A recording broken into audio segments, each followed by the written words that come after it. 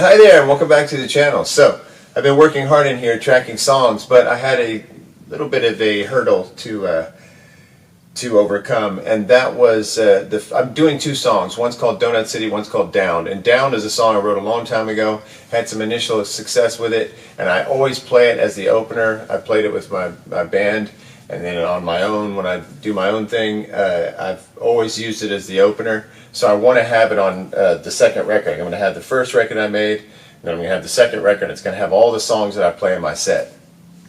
And that's one of them. So I wanted to record it, just to have it on this record. And I thought it would be easy because live, this is the easiest song. We use it as like a sound check song. And I just never thought that much about it being difficult.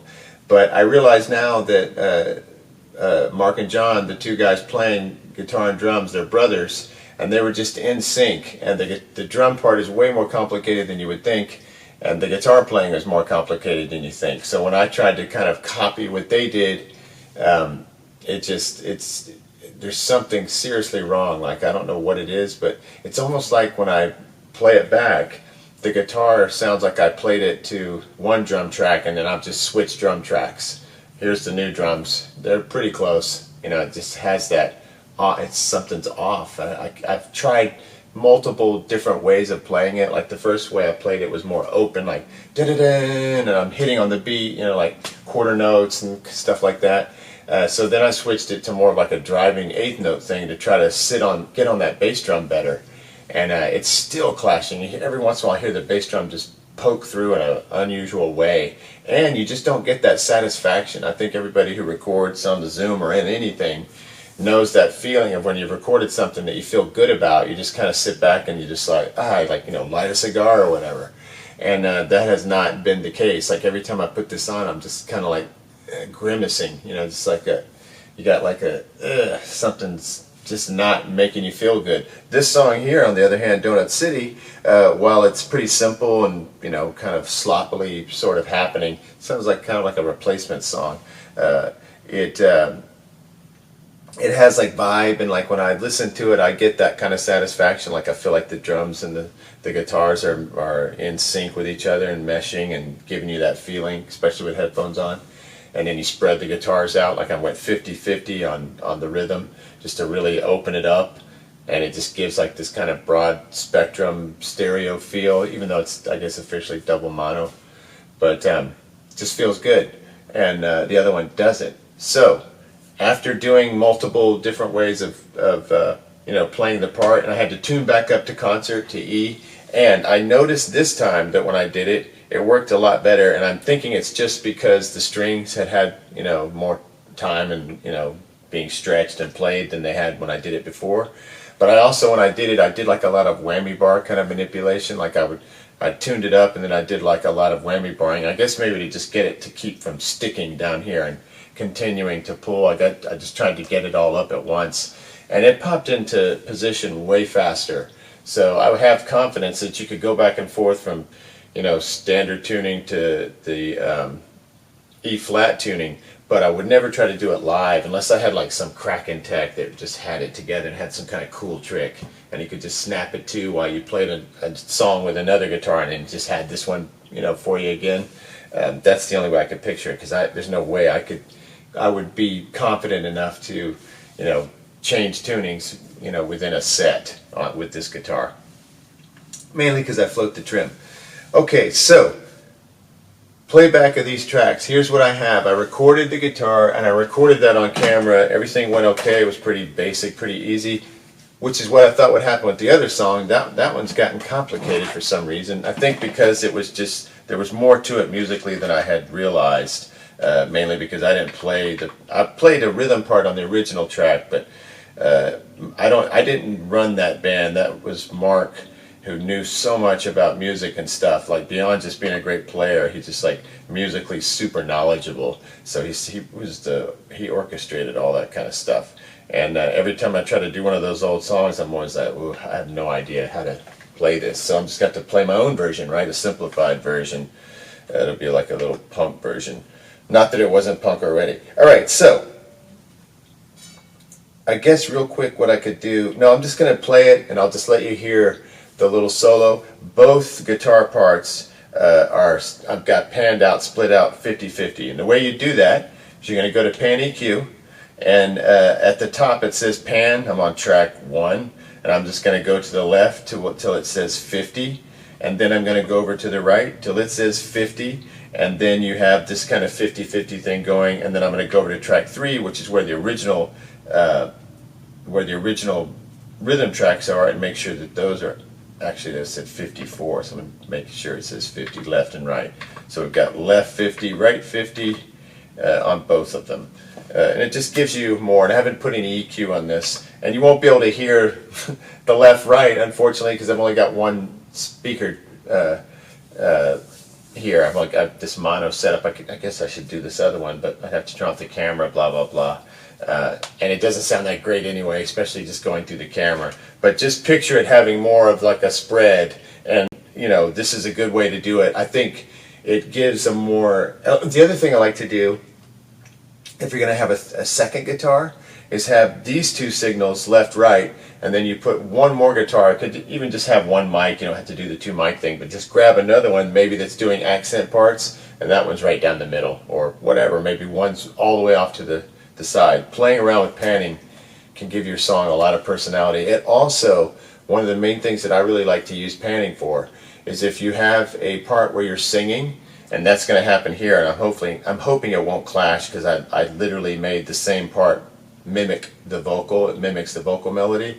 But if you've got a vocal melody going and you're singing, and then you want to introduce, like you're coming off a solo and you have another part you want to put in, sometimes that part will work better panned off left or right, because otherwise it will clash with the vocal melody. You'll hear the vocal going, and somewhere there'll be a guitar part which you're like, it feels like it's stepping all over it, and I'm not even sure if I'm feeling it right.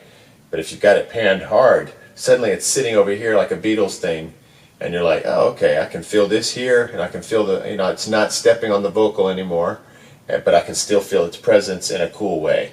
So try that panning action. All right, I've got everything at no effects on this. Effects are off. The channel strip is at 100. The levels are probably not going to be very realistic, because I'm just cranking it up to make it play through this thing so we can all hear the tracks. Here we go.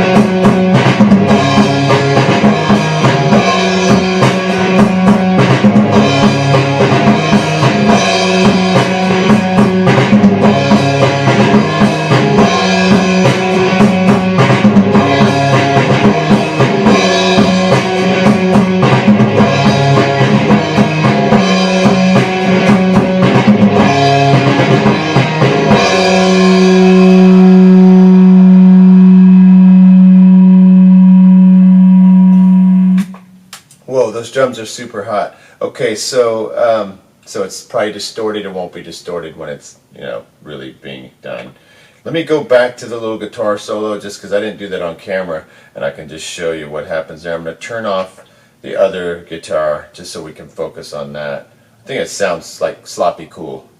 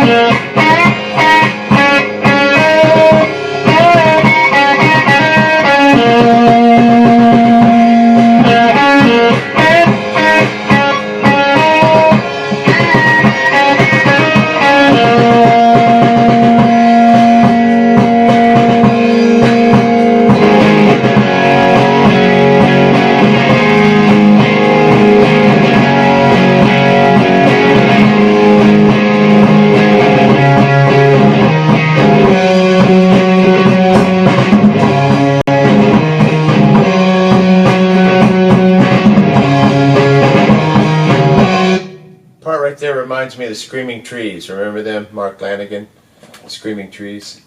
What was that song?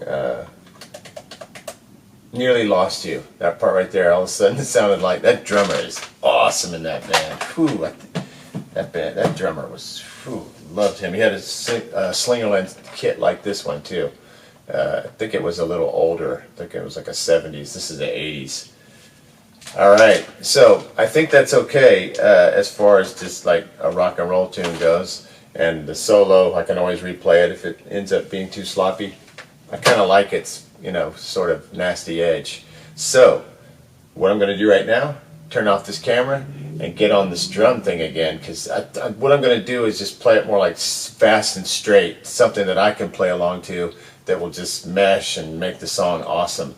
And I'm actually excited to just do that, because when you're trying to hang on to something and fix it, there's a sort of exhaustion that takes place after, like, oh, I know what to do, I'll fix it. And I go home and think about it, what can I do to fix it? I leave here thinking this is no good, and then I spend the whole day thinking about what can I do to fix it, and then I come and try to fix it and I think this is going to fix it, and then I leave going, still something wrong.